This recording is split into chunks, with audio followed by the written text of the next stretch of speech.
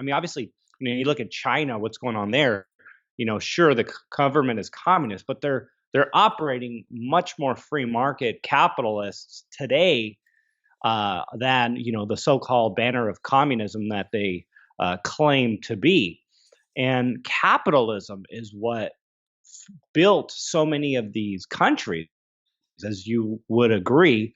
Yes, And that foundation that was once built got undermined by socialist policies, exactly. liberalism. And after a while, the foundation just is getting eroded. Yeah, I mean, And because so, capitalism and communism, which is the true spelling of socialism, socialism is a misspelling of communism. So let's be clear about that. like that. And it's once you begin those policies, like you stated, Ken, once those policies begin to infiltrate the society, then the economy begins to erode and capitalism begins to erode. And what happened in 1913? It began in 1910 and then it was codified in 1913.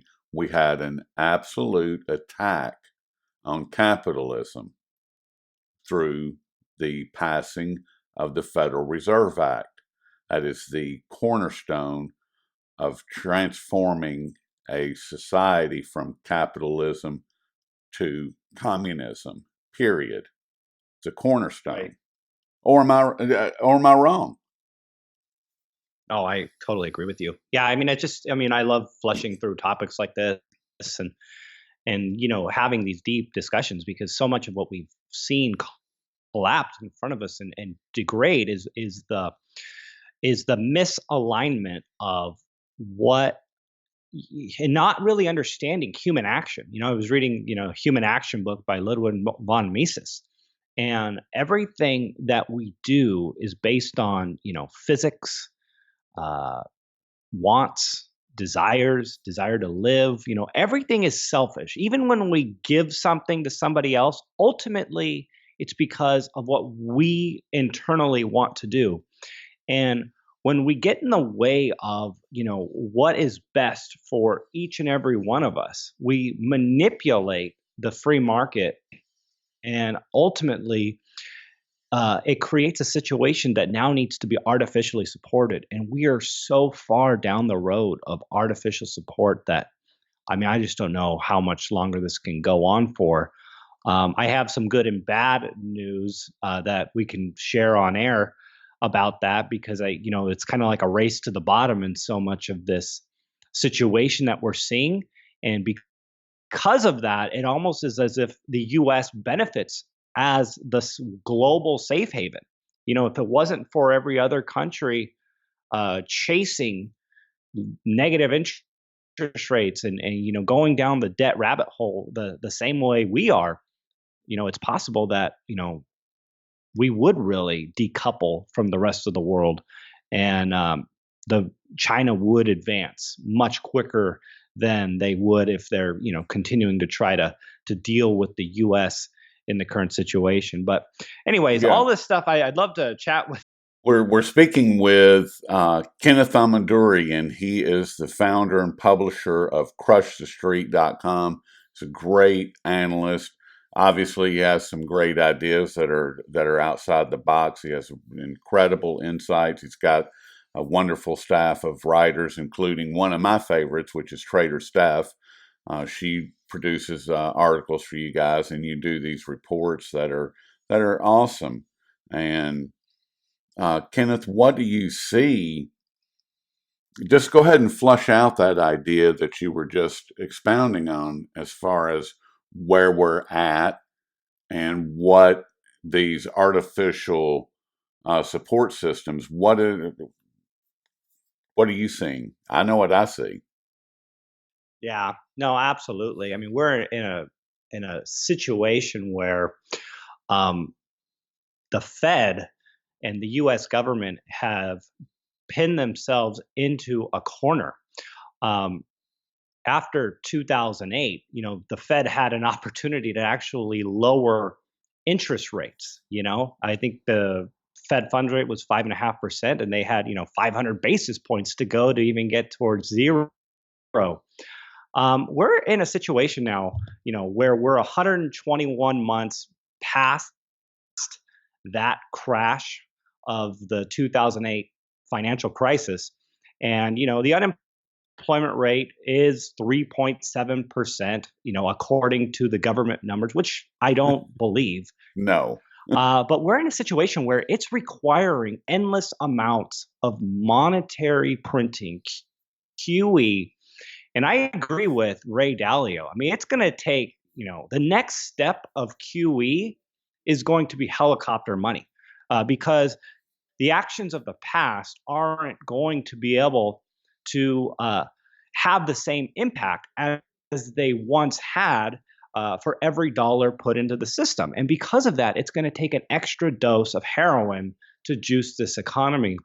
And honestly, I think helicopter money is coming. I mean, there's going to be some form of injection of capital going straight to the consumers to spend money in this economy. I mean, isn't it shocking, what we saw at the end of 2018 as the Federal Reserve was tightening monetary policy, and the stock market was just going ape crazy. I mean, down Yes. 20%. Oh my gosh, what's going on? We're supposed to be raising interest rates into this environment. The Fed balance sheet got to $4.5 trillion. They tried to reduce it a little bit, and here we are once again. I mean, now we're talking about loosening monetary policy, helicopter money. I mean, we Let are me, if you don't at mind, a I'm going to point where, yeah. let me interrupt real quick because you've used that phrase helicopter money on three different occasions. And I want to flush that out because there's a lot of talk, in particular, coming from these communists that are running under the Democrat flag for the presidency that are talking about UBI, Universal Basic Income, Andrew Yang in particular. Now, when you say helicopter money, President Bush Jr., Shrub, he passed out $300 for every taxpayer that filed taxes the previous year. He sent everybody a $300 check. Now, what do you see in that regard? Because I don't think $300 is going to do anything to get the engine moving in the right direction. I don't think it's going to do anything at all Oh, to absolutely. help Well, the it's all economy. I mean, artificial. so how I want to focus on that helicopter money for just a second, and I apologize for interrupting you. Not a problem. Helicopter money, for one. I mean, the example that you brought up there with the $300 to everyone. I mean, it's ultimate communism, right? It's Right. socialism. And socialism is communism spelled wrong. That's something you just told me in Yes. the pre-interview here, and I loved it. And it's number one point on that. It's very unfair, right? There's people paying thousands and thousands of dollars in taxes, and there's some that are paying none. And for the person paying, thousands of dollars in taxes to get $300 back, compared to the person who's paying, nothing and getting $300 back, it's very inequitable. It's not equitable whatsoever.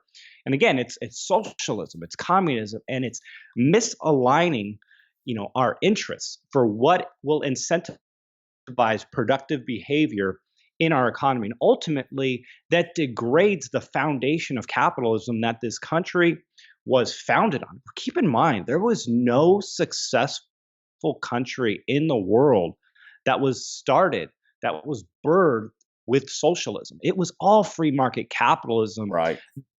that caused a country to thrive. And then it's socialism that came in and completely hacked at the ankles of the foundations that these societies were founded on. And so, yes, it's going to take a version of universal basic income. I think that's the next liberal wet dream, if you will. Yep.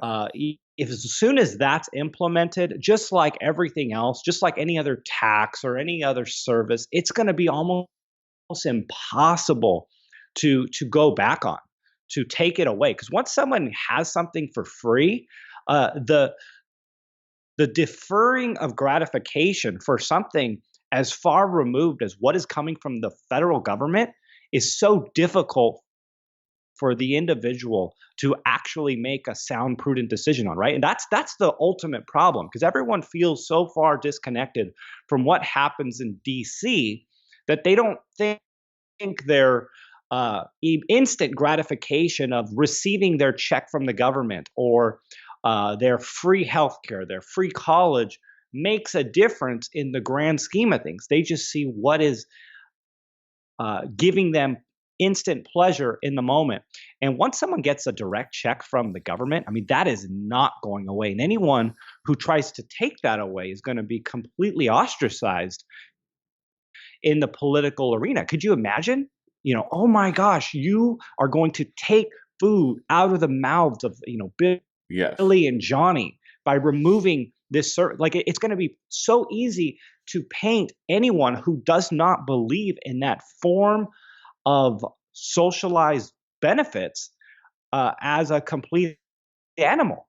And so it's a real disease, this liberalism that we're talking about. I mean, you wrote a beautiful article about what is happening to Nashville and how liberalism is starting to creep in and infest it. And I just see that happening across the US, unfortunately, but really it's happening around the world. And it, in certain ways, it's a race to the bottom. Yes. It is. That's exactly what's happening. And one of the themes that I've focused on for this year is exactly that, this race to the bottom. But it's not just an economic race. I mean, it's all of the intangibles. It's the family, it's the church, it's these types of conversations that you and I are having right now that are on a more realistic level that is completely void in our society. They're just gone.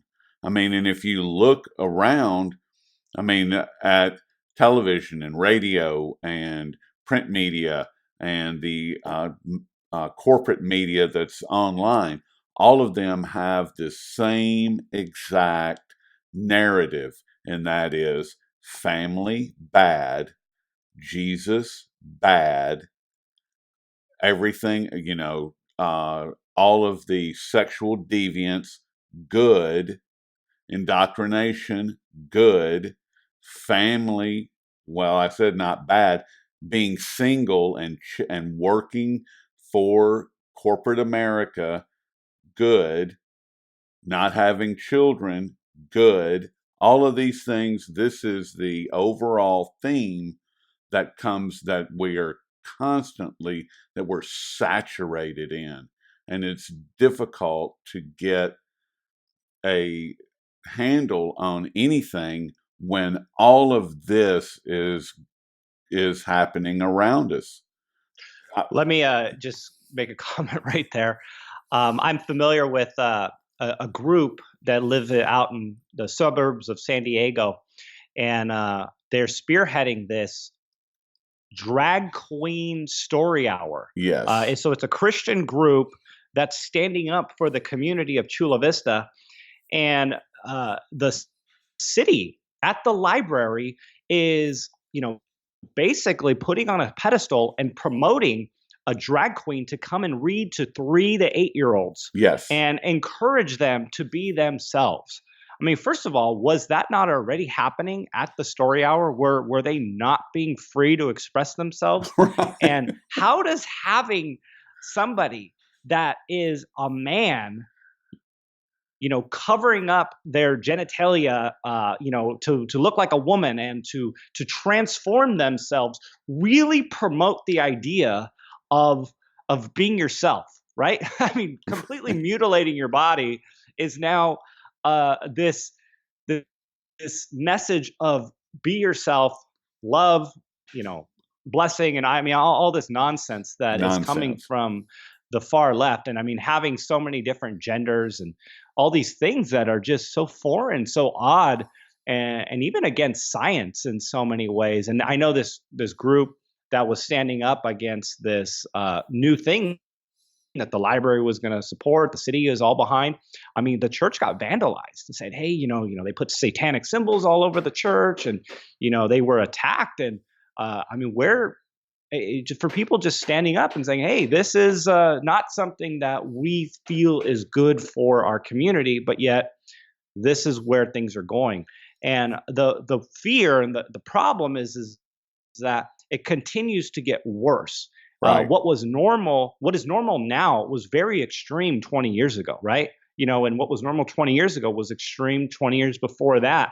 And we continue to go down this cycle of, extreme godlessness, and very secular, carnal, and just in a direction that I see as bad overall. I mean, for the economy, for families, once you start destroying families, I mean, that's very bad for everyone's long-term wealth. I mean, that's statistically true as well. Exactly, and that's my whole point is that uh, before we started recording, I mean, I was making the point that you can put whatever type of economy you want on top of the society, as long as there is a functioning, healthy society that to support the economy. One doesn't function well without the other. You can't have a healthy economy and an unhealthy society. Same as you can't have an unhealthy society and a healthy economy. They just don't go together at all.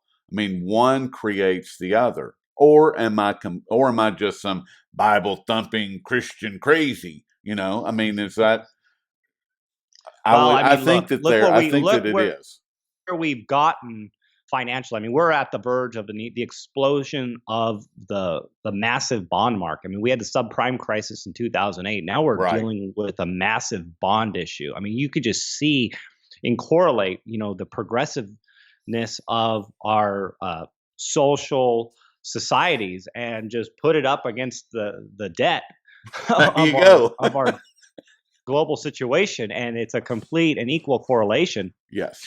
And I'm sure a lot of people will, there's a lot of debate as to why this is happening, but I mean, you can make that connection. I mean, we have $16 trillion of investment grade sovereign debt trading at negative yields. I mean, this is who lends money to get less money in return. I mean, now the only reason you would hold a bond, Rory, is for possibly speculating, hoping that rates go even lower, so your principal on the bond actually goes up. But I mean, that's not what lending money is supposed to be. It's supposed to be very conventional, and we've just gotten so extreme with our finances that we're set up for a very big fall, a very big collapse. And maybe that's what we need for even our social beliefs and the way society is to kind of come back down to reality and come back down to a fundamentally sustainable uh, way of life, and get back to a normal economy rather than this extreme volatility that we're dealing with. I think that that's exactly what it's going to take. There's going to have to be a complete break in everything.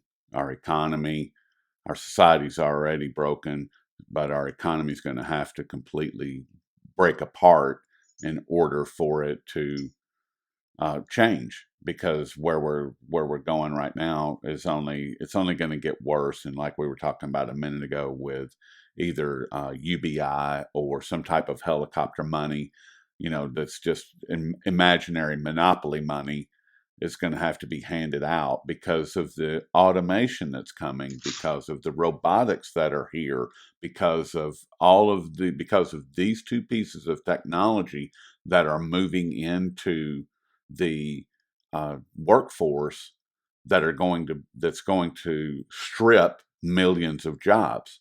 And it's incredible that no one is discussing this aspect of our economy, of the free market economy. And except for at the very, very top, they're of course they're talking about it because it's going to impact them the most. They're going to be the ones that benefit Whereas you and I and the people listening to this are the ones that are going to be hurt.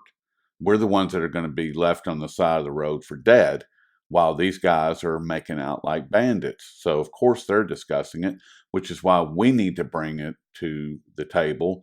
And all the jobs that Trump has been talking about bringing back, that's all fine and well. But I've been saying since 2016, since he started saying that, that automation and robotics are not going to make that possible, period. I mean, they're developing driverless semi trucks, they're developing driverless airplanes, they're developing driverless planes. I mean, trains. They're developing driverless cars. Those are getting closer every single day. And Absolutely. once all of these things begin rolling out into the economy, oh my goodness, where do we go from there? I mean, they've got a warehouse robot that can empty shelves, stack pallets, take the merchandise off the pallet and put it on the shelf in the warehouse. Now, what is that? I mean, there goes your Amazon jobs right there. You know, Amazon's going to create 25,000 new jobs in this city or that city. No, they're not. They're not. Sure. They may for the next 5 years, but or once again, I mean, and it's not that I'm questioning myself. I'm asking for either support or what you see in regards to this. Absolutely. I mean, artificial intelligence is something that we've done a lot of looking into and research on. And, we actually did a little mini documentary on it.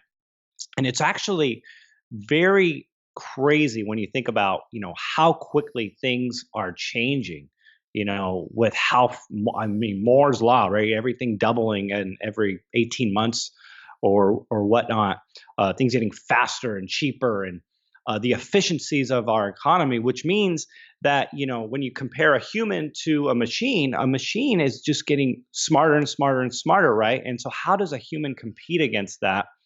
And I think the biggest issues that we're going to deal with is the government's getting in the way, right? I mean, these minimum wage laws, these $15 minimum wage laws, that's going to encourage businesses to look for cheaper ways to do it, Exactly. and they have more options now. there's Right. there's there's a lot of robots that work for a lot less than $15 an hour, and it's just getting more and more efficient. And so my answer to that, which is, a half glass full, what do we do as humans is, obviously stay very educated, stay in front of the trends, try and be in sectors that really are difficult and difficult to automate. But also just consider the future. I mean, look at what Uber and Airbnb have done. This is a situation where AI has, created an opportunity where, 5 million different rentals at any one time are on Uber, on I'm sorry, on Airbnb. And they have like 200,000 leases happening every day. Something really crazy, tons. So that's AI connecting everyone for this, but it's also created a lot of opportunity for people who never had the opportunity to rent a room out, rent a house out. So there's an aspect of opportunity that will come from, greater efficiencies in the economy. This is not really an economic benefit, but maybe it is actually. This is something the government cannot take credit for. In fact, they're at fault for it, and that is, there's now a reduction of DUI, driving under the influence, for people that are going out and partying because of the free market of Uber and Lyft. This made it the free market provided a solution that is working way better than checkpoints, better than any sort of, artificial manipulation of trying to keep people off the road. But the free market has created this system which has made it very affordable, very easy. And my gosh, if you've been in a cab lately, I mean, what a disgusting, nasty experience with no consequences for the driver. But you go in an Uber and a Lyft, they're trying to get a 5-star rating. They're, hoping you're going to tip them. And, there's interests are aligned. And look, that has created a situation where there's now less DUIs on the road because of the free market, because of AI, and because of greater efficiencies in the economy. So if you're a truck driver, for instance, that might be very problematic. Like for the individual, this massive change that we are about to go through, that we're going through, Yes. could be very challenging going forward. But overall, I think it's going to be positive for some. I mean, I think people are going to live longer because of AI to certain degrees. I mean, there's going to be greater abilities to monitor people's health, on a real time basis rather than just going to the doctor every 6 months. You might have a doctor monitoring you all the time. I'm sure there's going to be good and bads to that. It's going to be a sacrifice of your privacy for convenience and efficiency, but look, it might save your life. It might catch cancer at its infancy. I mean, we may not have the situation where cancer gets to stage 4, in another few years, right? It might be caught almost immediately. So, I mean, there's just good and bads to talk about in regards to all of this thing. But in terms of the economy, I mean, there's a lot that is being artificially supported at the moment. And I think people need to be ready for this massive transfer of wealth that's going to happen from financialized assets into real assets. And I think we're starting to see that already. That's what's been really exciting about 2019, because I could tell you, it's been a brutal bear market. And we've talked about this before in the precious metals sector. For people like us who've been talking about the problems, talking about the debt, talking about this artificial support of the system and not seeing it reflected in, real wealth. I mean, they've done a quote unquote good job of manipulating things up until now. But I think we're starting to see a big turnaround in the precious metal sector, and that's Yes. very exciting for gold investors. Yeah, Kenneth, that's a great setup for where I would like for us to go, which is to get into the precious metals. And I'd like to ask if we would just cut this conversation here and pick up where we can just do a deep dive on the precious metals, and we'll just take it from there. And thank you all very much for tuning in to this segment of the conversation. And don't forget to visit us at thedailycoin.org, gospelnewsnetwork.org, and check out all of Kenneth's great work over at crushthestreet.com. And we'll be back with part 2 of this conversation very shortly. Thank you so much.